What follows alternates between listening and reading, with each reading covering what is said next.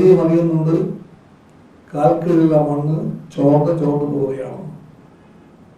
അത് പൊടിവെക്കാൻ വേണ്ടിയാണ് പരാജയ ഭീതി പോന്ന ഏതൊരു ഭീരുവിനെ പോലെ മോദി ഇടയ്ക്കിടയ്ക്ക് പറയുന്നുണ്ട്, ഞാൻ വീണ്ടും വരും, മൂന്നാം ഓളം വരുന്നു. എന്നിട്ട് മൂന്നാം ഓളത്തിൽ താൻ ജയിച്ചു എന്ന ഭാവത്തിൽ, തൻ്റെ ഭരണം വീണ്ടും വന്നു കഴിഞ്ഞു എന്ന ഭാവത്തിൽ അദ്ദേഹം പറയുകയാണ്.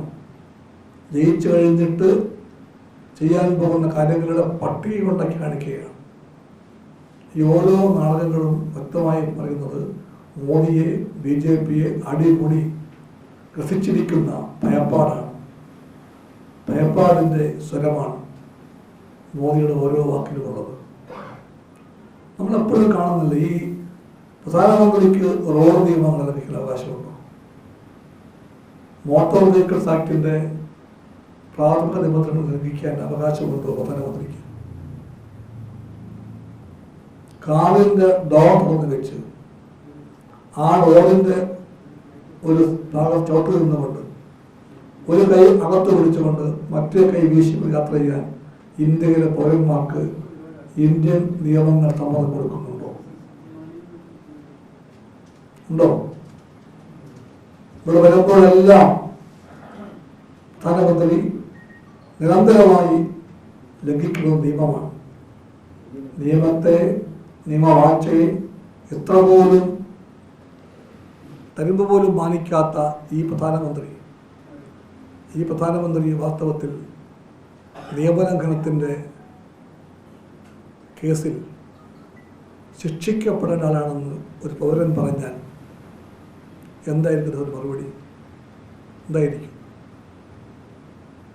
അദ്ദേഹത്തിൻ്റെ മാതൃക സ്വീകരിച്ചുകൊണ്ട് നാളെ തൊട്ട് എല്ലാ BJPക്കാരും ഇതുപോലെ കാറിൻ്റെ ഡോർ തുറന്ന് വെച്ച് സഞ്ചരിച്ചാൽ എന്തായിരിക്കും സ്ഥിതി? അദ്ദേഹം ചൂണ്ടിക്കാണിച്ച കാര്യമാണ് മോഡൽ എന്ന് കണ്ടുകൊണ്ട് എല്ലാ ചെറുപ്പക്കാരും അത് ചെയ്താൽ എന്തായിരിക്കും സ്ഥിതി? ഇതേപ്പറ്റി ഒന്നും ചിന്തിക്കാനുള്ള ചിന്താശേഷി പോലും നഷ്ടപ്പെട്ട ഒരാളായി ഇന്ത്യയുടെ പ്രധാനമന്ത്രി മാറുമ്പോൾ നമുക്കെല്ലാം കഷ്ടം എന്ന് പറയാൻ തോന്നിപ്പോവുകയാണ്.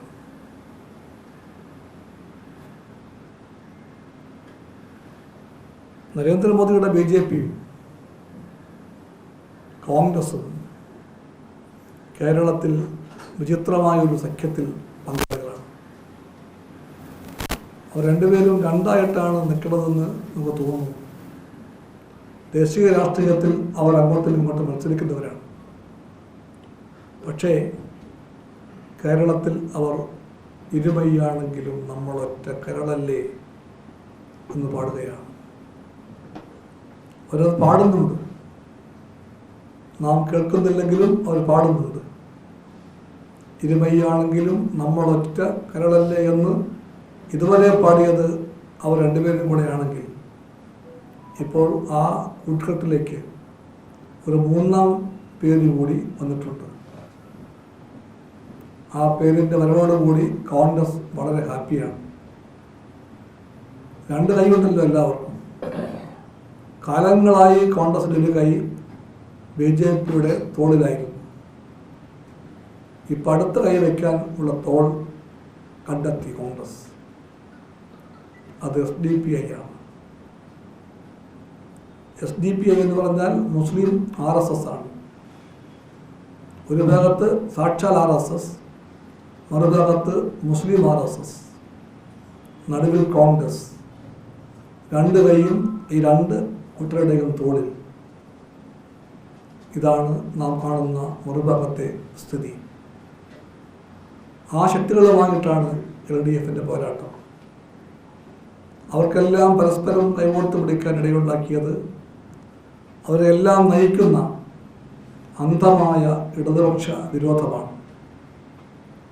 ആ ഇടതുപക്ഷ വൈരത്തിൻ്റെ അടിത്തറയിൽ നിന്നുകൊണ്ടാണ് കോൺഗ്രസും BJPയും SDPIയും ഒന്നിച്ചു നിൽക്കാൻ ശ്രമിക്കുന്നത്. അതിലെ കാപട്യവും വഞ്ചനയും ജനങ്ങൾ അറിയുന്നുണ്ട്. ജനങ്ങളതിനെ തോൽപ്പിക്കുമെന്ന് ഉറപ്പാണ്.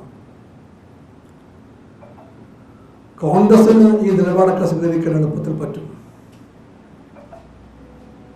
എൻ്റെ ഓർമ്മയിലേക്ക് പെട്ടെന്ന് വരുന്നത് കോൺഗ്രസിൻ്റെ വർക്കിംഗ് കമ്മിറ്റി അംഗം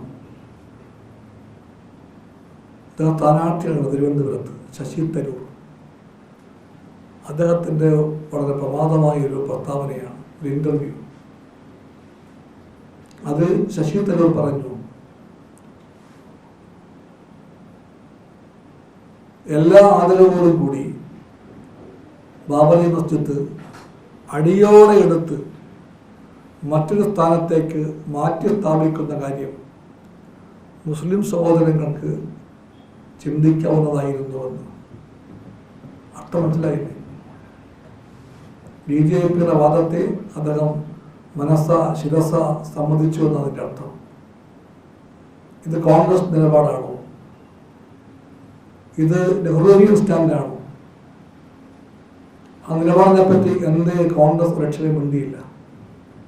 തിരുവനന്തപുരത്ത് 1-2 മാസം മുമ്പ് ഒരു വലിയ ലീഗ് സമ്മേളനം ഉണ്ടായിരുന്നു. ബാഫക്കി തങ്ങൾ അഹമ്മദ് അനുസ്മരണ സമ്മേളനമാണ്. ലീഗ് അതിലേക്ക് എല്ലാവരെയും വിളിച്ചിരുന്നു. ആ ക്ഷണപ്രകാരം ഞാനും പോയിരുന്നു. ഞങ്ങളുടെ LDF കൺവീനർ സഹോദരൻ ജയരാജനും ഉണ്ടായിരുന്നു. കോൺഗ്രസിൽ നിന്ന് അവർ വിളിച്ചത് ശശി തരൂരിനെയായിരുന്നു. അദ്ദേഹം ഇരിക്കുന്ന വേദികളിൽ ഞാൻ ചോദിച്ചു, ശശിയുടെ ഈ പ്രസ്താവന ഞാൻ കേട്ടു, എനിക്കതിൻ്റെ അർത്ഥം മനസ്സിലായില്ല. എനിക്ക് ശേഷം ശശി ഇവിടെ സംസാരിക്കുമ്പോൾ അതേപ്പറ്റി എന്തു പറയും എന്നറിയാൻ എനിക്ക് താല്പര്യമുണ്ട്. അതുകൊണ്ട് അത് കേൾക്കാൻ വേണ്ടി ഞാൻ ഇവിടെ ഇരിക്കാം എന്ന് ഞാൻ പറഞ്ഞു. ഞാൻ പ്രസംഗിച്ചോടെ തന്നെ ഇരുന്നു. അദ്ദേഹം അടുത്ത പ്രാസംഗികനാണ്. അദ്ദേഹം എൻ്റെ ചോദ്യത്തിന് ഉത്തരം പറഞ്ഞില്ല. പകരം അദ്ദേഹം പറഞ്ഞത്, ഞാനും ബിനോയിയൊക്കെ തമ്മിൽ ഇവിടെ ഇങ്ങനെ തർക്കങ്ങളുണ്ടായാലും നിങ്ങൾ അവിടെ BJPക്കെതിരായിട്ട് ഒരുമിച്ചാണ് എന്ന് പറഞ്ഞൊരു അഴവളവും വർത്താനവും പറഞ്ഞ് അദ്ദേഹം തടി തപ്പി. ഇതാണ് കോൺഗ്രസ്.